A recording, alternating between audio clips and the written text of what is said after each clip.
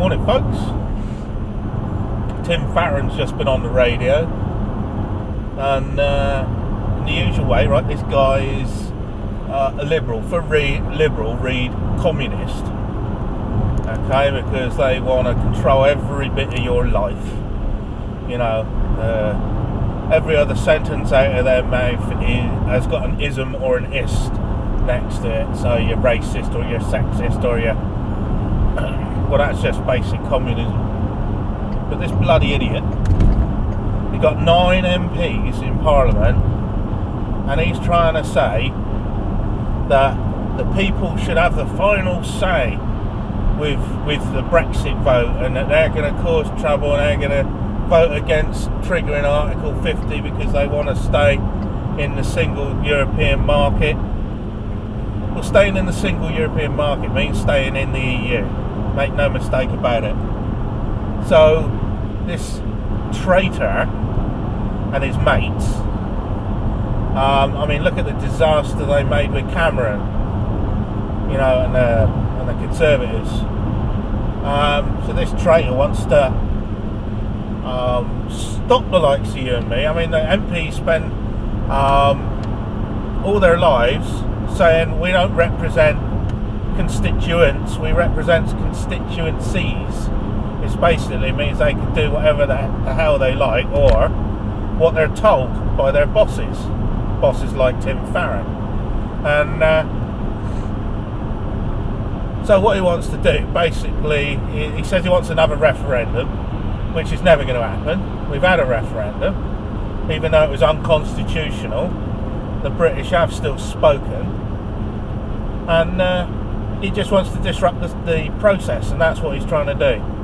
And the Scottish are going to try and do the same thing, although little Jimmy Cranky up there is got a real problems on her hand, because the Scots can't have it both ways. They voted to stay within the UK, and then they voted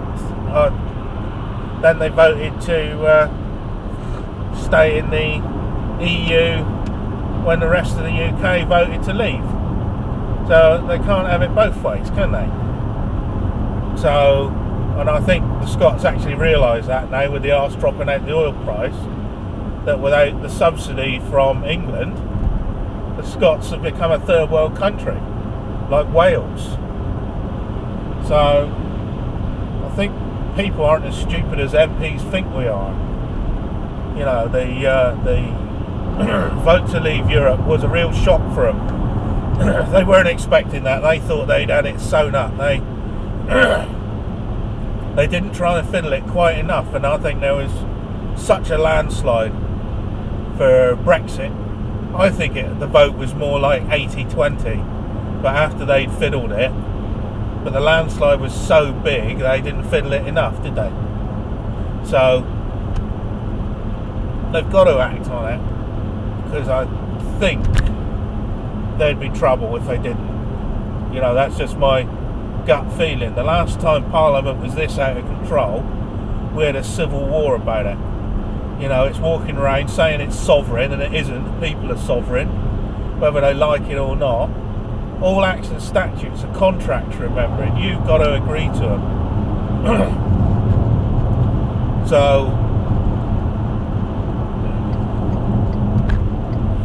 So when you get the likes of Tim Farren coming on the radio and trying to lecture people on, oh, we're the Liberal Democrats and we've got 9 MPs and we're going to scupper Brexit because we want to stay in the single European market.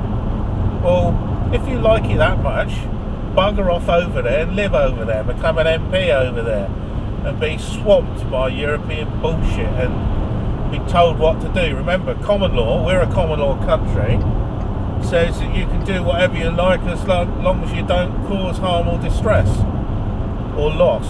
And European law is Roman law, which is what our acts and statutes are, the Roman cult. And that says you can't do anything unless the government says it's alright to do it. So which would you rather live in? I know which one I want to live in. So the likes of Tim Farren and that need to shut up, put the F word in the middle of that, if you like, and actually get behind Brexit. It's going to happen. It's going to happen. There's 2,500-year-old prophecy says it's going to happen, and the rest of the prophecies have been right so far. And it's quite exciting. I see that in a previous video I said that looks like the Europeans were going to align themselves with Russia, and last week Adolf Merkel and Hollande, the president of France, met with Putin, funny enough. So it looks like another prophecy is going to be